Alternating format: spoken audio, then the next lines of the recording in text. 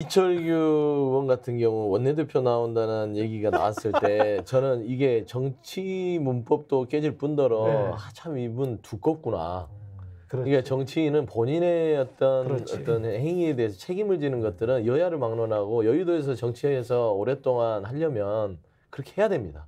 근데 본인은 아까 말씀했듯이 강서구청장 재보궐 참패를 했을 때 3점 물러났고 얼마 되자마자 노른자인 인재영입 위원장이 되잖아요. 거기다 공천에 개입하는 공간위까지 개입합니다. 근데 항의 기자회견까지. 그렇지, 그렇지. 그다음에 비례대표 관련해서 저기 또 한동훈 전 비대위원장에 또 각을 세우면서 실세임을 또 내세워서 결국에는 선거 망치는 주범의 하나였다고 봐요.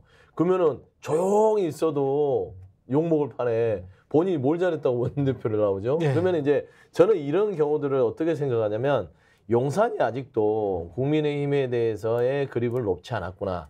여기에는 이철규마저 날아가 버리면 내 의사가 전달될 수 있는 당내에 이건 없구나. 그리고 이제 권선동 의원 같은 경우는 좀 용산하고 좀 거리를 두면서 멀어졌다 하더라고요. 그러면은 제 생각에는 윤석열 대통령이 국민의힘에서의 어떤 영향력을 계속 유지하려면 이철규 의원을 원내대표에다 앉혀놔야만 네. 되는 것이고 당대표까지는 이제 손을 못 댈 거예요. 무슨 낯으로 또 되겠어요. 다 본인이 망쳐놨는데. 그래서 원내 수습하는 차원에서 이철규를 원내대표로 아마 용산에서 푸시를 해서 간 것이 최소한 벼룩도 낯짝이지. 이철규 의원도 나름 정치하신 분인데 본인이 원내대표 나와서 나 잘해서 하겠습니까? 저는 이거는 또 오다 출마다.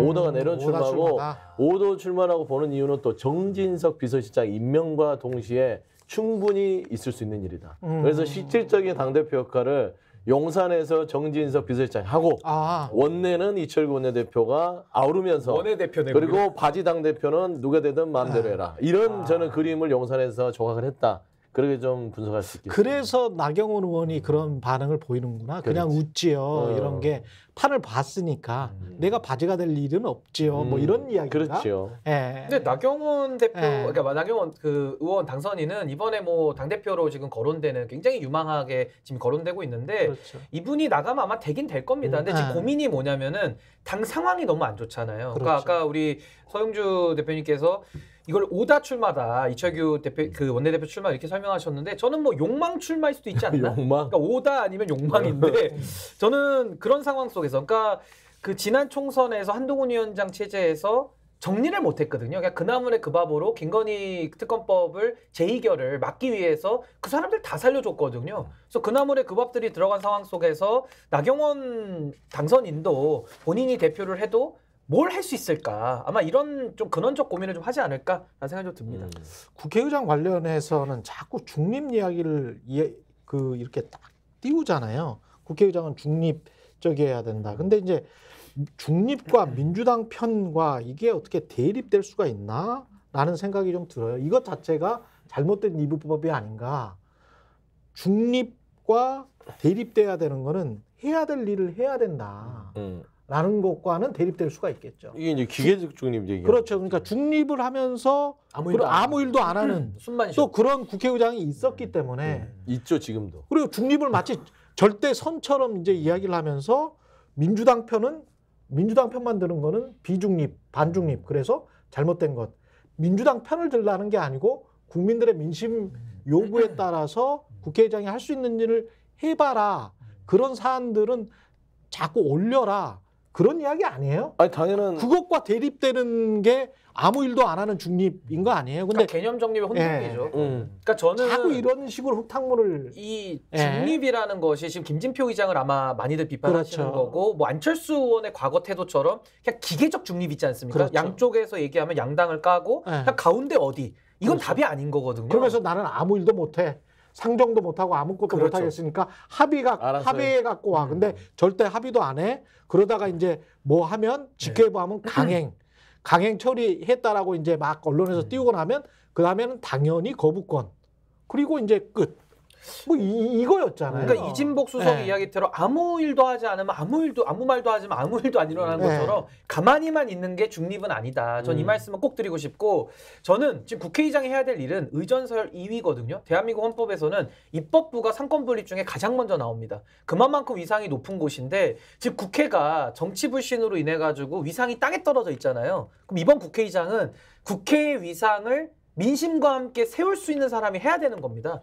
근데 저는 이제 다만 이제 민주당 내의 흐름 중에 제가 좀 유감인 것은 후보자분들 뭐 훌륭하신 분이 되면 참 좋겠는데 이분들이 다 지금 친명 마케팅을 하고 네. 명심이 어디 있냐 이런 건 좀 안 했으면 좋겠어요. 그런 거 할 필요 없어. 네, 그냥 국민의 민심을 더 받아 안겠다, 그럼. 개혁하겠다, 아니면은 뭔가 국민의 민심에 가려운 것을 긁겠다 이렇게 하면서 국회 위상을 세우려고 들어가야지. 당연하죠. 이재명 대표에게 가서 가는 거는 국회 위상 세우지도 못합니다. 당연하죠. 신인규 위원장 말을 좀 들어야 돼요. 네. 좀 아니, 이거를 국회의장 될 분들이 지위예요. 친절을 좀 돌려요. 국회의장 나오실 분들은. 근데 스피스를 꼭 보세요. 말씀한 대로 그겁니다. 말씀한 거는 입법부의 수장들의 어떤 중립, 그 다음에 기계적 이걸 버리겠다 이런 선언보다는 저는 좀 영리하게 입법부의 위상, 이 의전설 2위고요. 입법부가 뭡니까? 민의를 다 총알을 그렇지. 모아놓는 거예요. 그러면 이번 총선에서 민의가 뭐였습니까? 이번 현 정부의 행정권의 어떤 사유화, 그 다음에 독선적인 어떤 국정 운영을 막아라.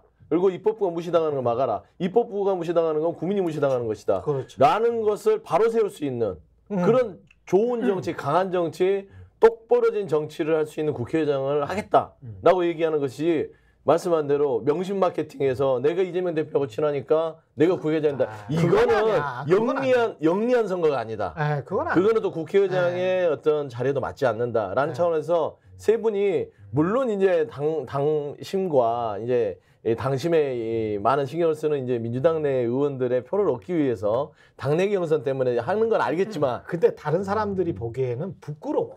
그래. 그러니까 부끄러워. 좀 국회의장인데. 국회의장의 품위에 보고 맞 있잖아요. 그러니까 국민이 보고 국회의장의 있잖아요. 품위에 맞게 네. 민의의 전당의 수장이 될 만한 사람의 품격을 좀 보여줬으면 좋겠다. 저도 그런 아쉬움은 있어요. 그리고 국회의장이 네. 국회에서 제일 많이 하는 말씀이 뭔지 아세요? 멘트가? 하도 싸우니까 네. 의원 여러분 조용히 하시고 국민이 바라보고 있습니다. 이 얘기를 늘 하시거든요. 국민들이 지켜보고 있다는 얘기를 그렇지. 국회의장은 멘트처럼 하거든요. 그렇죠. 그러면 그렇죠. 저는 네. 일국의 국회의장입니다. 2위예요 의전서열. 그럼 저는 국회의 위상을 누가 세워줍니까? 의원들의 대표 아닙니까? 그렇죠. 본인 스스로 세워야 되는 건데 이분들이 시작부터 아무리 다급해도 뭐 마음은 인간적으로 이해하지만 아무리 다급해도 명심하고 다니는 것이 정말 볼썽사납고 그렇게 해서 국회의원이 못 세웁니다. 그렇죠. 그럼 편향성이 되는 거예요. 그렇죠. 저는 이런 건 아닌 것 같고 정말로 국민을 생각하고 국민이 배제된 정치를 정상화하는 길에 첫 단추를 매겠다. 이 어려운 일 하겠다. 매우 무거운 자리입니다. 엄중한 책임감을 가져야 됩니다. 지난번에 미국은 하원 의장이 사실상 우리나라의 국회의장하고 거의 똑같은 자리라고 볼 수 있는데 하원 의장 할 때 나는 트럼프의 측근이다라고 강조하면서 서로 간에 싸웠잖아요. 그런 거하고 비슷한 양상이야. 요렇게 되면 추잡해져. 격이 많이 떨어집니다. 요렇게 되면은 지금 추잡해진 미국 정치 배우게 되는 거예요. 맞아요. 네. 그래서 네. 국회의장은 제발 네. 조금 더 영리하게 불편한 오해 없이 네. 명심을 줄 잘 서는 사람이 국회의장 된다. 이런 이 인식을 국민한테 주면 안 됩니다. 민심을 봐줘요. 민심을 봐야 된다. 명심이니까. 맞아요. 민심을 네. 보는 국회의장 이런 메시지 좀 날려줬으면 저랑 좀 상의 좀 하죠. 제가 민심 동행이니까. 친전 논리는 민심이잖아요. 네. 저랑 좀 상의 좀 하셔야지. 자꾸 명심 얘기하면 안 국회의장 됩니다. 비서실장으로 가세요. 그래야겠는데. 저 쓴소리는 잘할 수 있습니다. 서영주 더불어민주당 전 상근 부대변이고 전 상근 부대변입니다. 지금 맥 연구소입니다. 정치연구소 네, 정치사회연구소. 스픽스는 말하는 언론입니다. 대세는 유튜브, 그중에서 스픽스. 좋아요, 댓글, 구독, 알림 설정. 여러분이 저희를 사랑해 주시고 우리가 여러분을 사랑하는 4가지 방법입니다.